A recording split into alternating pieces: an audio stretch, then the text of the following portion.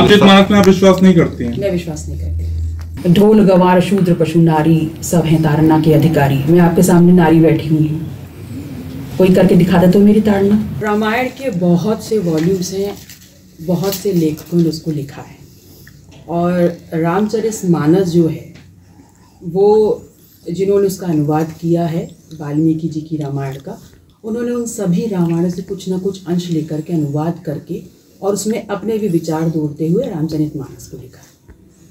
अब रामचरितमानस की जिन चौपाइयों की बात हो रही है, अगर देखें तो ऐसे इस्लाम है और कुरान में भी लिखा है कि बुत परस्ती हराम है, और कई इस्लामिक जो इतिहासकार हैं उन्होंने बोला है कि जो बुत परस्ती में लोग हैं वो काफिर हैं। तो मैं ऐसा नहीं मानती और मैं ऐसा विश्वास भी नहीं करती, क्योंकि हमारे लिए बुत परस्ती या मूर्ति पूजन जो है वो साकार ब्रह्म है। तो जिसको मैं मानती नहीं, मैं उसकी बात नहीं करती। किसी पंक्ति को हटाना या किसी शब्द को हटाना महत्वपूर्ण नहीं है। महत्वपूर्ण यह है कि वो शब्द लोगों के अंतर आत्मा में और दिमाग पे छपा हुआ है। तो अगर हमें हटाना है और विरोध करना है तो सबसे पहले अपने आंदोलन को इतना बड़ा करना है कि वो शब्द हमारे दिमाग से हटे, आत्मा से हटे। और हम वो पंक्तियां लोगों के दिमाग से हटनी चाहिए, क्या गलत है उसमें?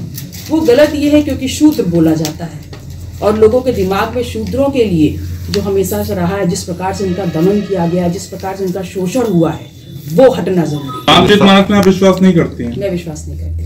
तो अनुवादक माना, अनुवादक और संत ना मानते हुए मैंने ये माना कि वो एक ऐसे व्यक्ति हैं जिन्होंने सभी रामायणों को पढ़ते हुए एक नई पुस्तक का निर्माण। इन शब्दों को मानस पटल से हटाने के लिए, उनकी आत्मा से हटाने के लिए बहुत बड़ा आंदोलन होना चाहिए। आप करेंगी? बिल्कुल करूंगी। क्या करेंगी बता दीजिए। और कर भी रही हूँ।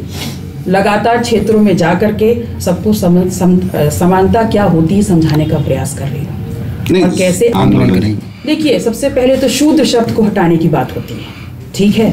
उसमें ये भी लिखा हुआ है कि ढोल गवार शूद्र पशु नारी सब हैं ताड़ना के अधिकारी। मैं आपके सामने नारी बैठी हुई हूँ, कोई करके दिखा दे तो मेरी ताड़ना। तो मन के हारे हार है, मन के जीते जीत। प्रसाद मौर्य जी को क्या कहना चाहेंगे? स्वामी प्रसाद मौर्य जी को मैं सिर्फ इतना ही कहना चाहूंगी कि अगर उनको ये बहुत बुरा लगा था कि अखिलेश यादव जी की कुर्सी से उतरने के बाद उस कुर्सी को धोया गया गंगा जल से और उनको गलत लगता है, तो इनका ये विरोध तब आना चाहिए था जब ये हुआ था, और उस वक्त ये विरोध नहीं आया क्योंकि उस वक्त वो भारतीय जनता पार्टी के साथ मंत्री पद पर थे। तो ऐसा नहीं होना चाहिए कि बिगाड़ के डर से आप ईमान की बात ना करें। अगर आपको गलत लगा था तो उसी वक्त आपको विरोध जताते हुए वहां से हट जाना चाहिए।